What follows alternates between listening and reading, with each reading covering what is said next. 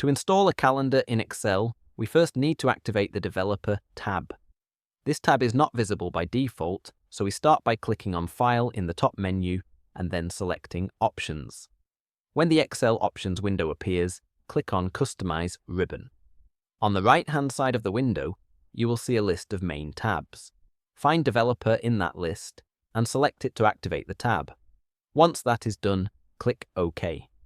You will now see the Developer tab appear alongside the other tabs at the top of Excel. With the Developer tab enabled, we can move on to installing the calendar. Open the Developer tab and click on Add-ins. This area allows you to add useful tools and features to Excel.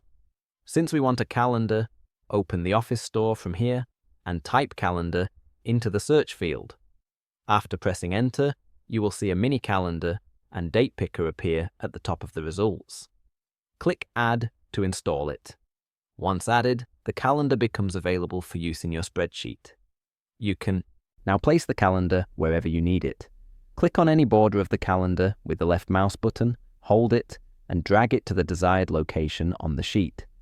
You can also resize the calendar by dragging the small circles located in the corners.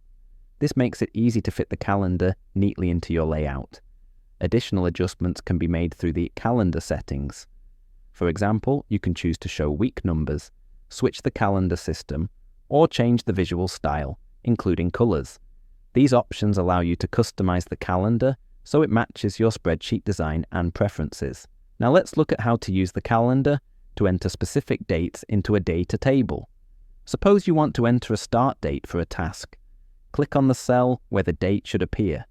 Then, using the date picker, select the desired date.